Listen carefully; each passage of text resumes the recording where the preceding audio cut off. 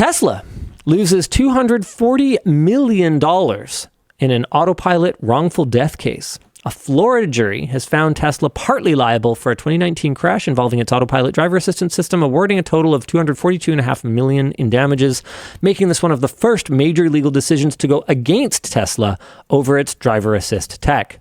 The crash killed one pedestrian and severely injured another after the driver, distracted by his phone while on enhanced autopilot, assumed the car would stop. Instead, it went through the intersection at over 60 miles an hour, hit an SUV, and struck the pedestrians on foot.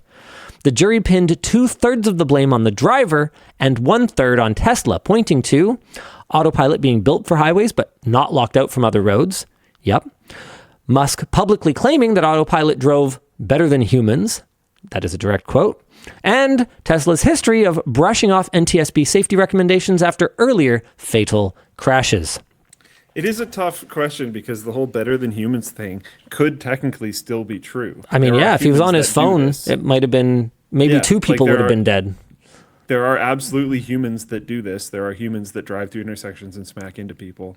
Yep. Yeah.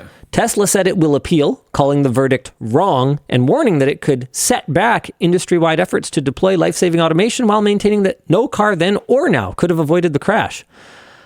Legal experts say this could open the floodgates for more lawsuits against Tesla and other automakers, especially as ADAS features spread.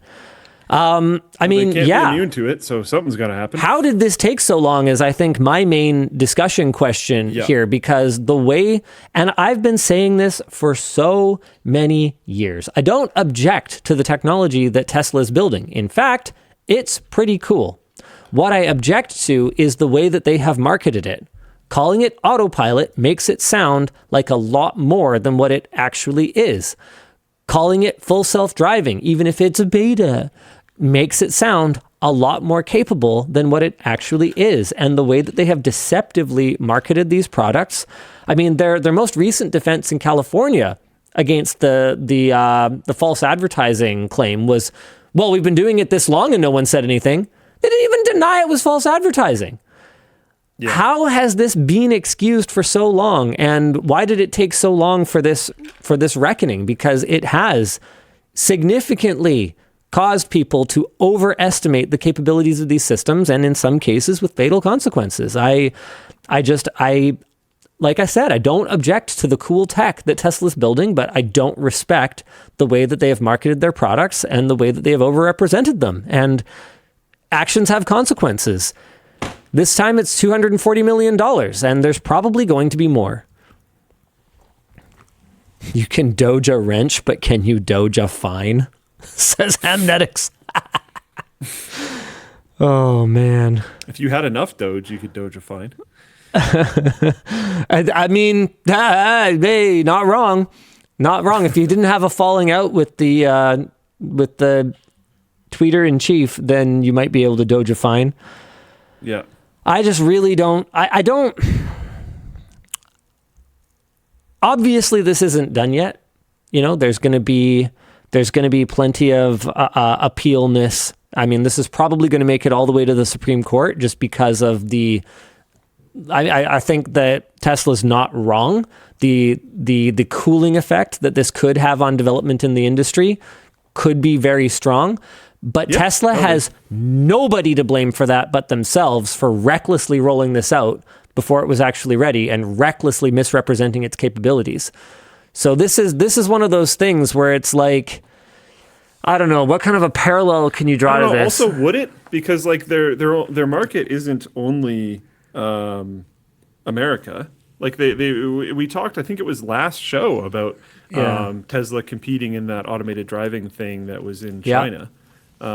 There's clearly a lot of cars that they sell in China. That's true, but America's a major world market, and like if you could potentially face a $250 million fine when something goes wrong, I think it might slow down the rollout. I don't think it would slow down the work, if that makes sense. I mean, the work will only be done if they can roll it out and profit from it, though. Ultimately, and test it. Exactly. Unique username says, what Tesla does is harmful for the entire industry, harming confidence in tech across brands. I mean, I hate to even say this, but the closest parallel that I can really think of here is Tesla is the false claimant going, well, if you punish me for saying something that wasn't true, then that's going to harm the whole Me Too movement. That's Tesla's role here, is they were a bad faith actor who f***ed things up, and then they're sitting here going, but think of the consequences. Well, maybe you should have thought of that. Yeah. Because no good. I want ruins validity. I want the industry to move forward. I want the industry working to build public trust and work with regulatory bodies to roll this out in a responsible way. And you f***ed it up. And I don't know, I feel like a broken record at this point. It's it's one of those things where I feel like this is going to be yet another WAN show where the comments are full of Linus just hating on Elon Musk. I don't hate the guy, but I can absolutely hate the way that he approached this. And I called it. You don't hate Elon? I was right. I don't know him. I hate a lot of stuff he's done. Fair enough. I guess you hate his public image. I don't even know. I mean, I don't respect it. I'll say that much. Hate's an awful strong word. I don't think I can think of too many people that I hate. Hate's really strong, man. But I don't respect thinking that you're above the law and thinking that you're not accountable to anybody. Literal lives are at stake. And I called it so long ago. I was like, this will happen. And then I'm not even happy I'm right. This isn't like you getting to be right about the cool stuff that you're always right about. This sucks. I don't want to be right about this. I don't know if everything that I've guessed is cool. Yeah, I know some of the stuff you've been right about is pretty uncool, actually. I don't know if you've meet someone. Sorry? No, go ahead. I did meet someone here who talked about my whole bringing back the mainframe thing. I was talking about AI stuff for a second. He was talking about how his company, who in this case will remain nameless, is doing that whole song and dance right now. They're building many, many, many millions of dollars, tens, maybe hundreds of millions of dollars on-prem investment, doing on-prem LLM stuff. Dude, you called it so hard. Necessarily to do training. It's because definitely nothing that they do ever can go out of house. Yep. And they're seeing, productivity advancements happening in the market, and they're not getting them. So they're like, okay, this is what we're doing now. Yep. And he was like, yeah, you called it. And I was like, yeah. I think we both get to be right on that one, right? I think that's probably fair. It was a discussion, really. You remember all the crap that I was taking back when I put storage servers on-prem? Way back when we built the vault and stuff. Dude, I took and now all the creators are doing it. I took so much flack for not using the cloud for everything. And I was like, bro, this is so obvious. I pay for it one time. There's no ingest fees. There's no takeout fees. I just pay for it one time. And all I'm putting on it is crap that I ultimately don't really care about. It's archival. It doesn't really matter. And I took so much flack for it, man, because everyone was going cloud, it's hyperconvergence, it's this, it's that. Oh my God. I just want a NAS. Calm down. And it seems like everyone is bringing stuff back back on prem. I didn't see compute coming though.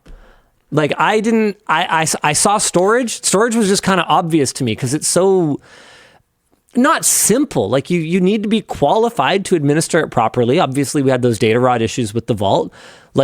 It's not simple, but it is. It's relatively simple. Whereas I think the kinds of deployments that you're talking about are very unsimple, especially with modern hardware having the kinds of power and cooling requirements that it does. You have to architect this shit. One of the parts of the discussion was talking about how he's part of the new local infrastructure team. Right. And how that's not super normal now, considering he doesn't actually work at a data center. He works at the amount of money going into it might make it sound like a data center externally, but it's like really not. It's amazing how not far $10 million goes these days. Yeah, exactly. Yeah. It's a very sizable server room. And he has like himself and a very small team, and they're managing it. And it's interesting because this is like how things worked when you and I were getting into the industry, and then it kind of stopped being that way. Everything it was the same. Like nobody got fired for buying IBM. Yeah, it was like nobody got fired for moving things to the cloud. And then now it's starting to come back, which is cool. It's medical is my guess. I can't say yes or no. It's a good guess, though. That is one of the fields that would be doing this type of thing. Medical, legal, military. There's plenty of reasons that you would want to have on-prem. Yeah. Yeah. Big, massive, big money companies that need to be able to move efficiently because everyone does. And there is no possible chance that the stuff that they're working on can go public at any time. And then it's like, okay, well, you can't use these public, like OpenAI chatbot models then. Although, they did just announce that they're open sourcing some stuff, but you can't use the traditional login to the website type system. Seth Jones, bringing us back just a little bit, in Floatplane chat says, does the way that Tesla overpromises their tech at all mirror what the current AI industry is doing with AI tools? We will see real health impacts as people listen to these AI tools for things like medical care. Absolutely. And that's one of the reasons that Luke and I talk about that so much as well, because it's not that we are like amazing soothsayers with incredible crystal balls. It's just that it's so bloody obvious. And it feels like lawmakers move at glacial speed sometimes when it's clear that decisive, quick action needs to be taken to deal with this stuff. And it's so frustrating. I don't know how to fix that. Like, how do you force politicians to pick up a fucking, newspaper, right? I can't expect them to read online, apparently. Well, it's tough because of how many of them, it's not their thing. How do I say this? A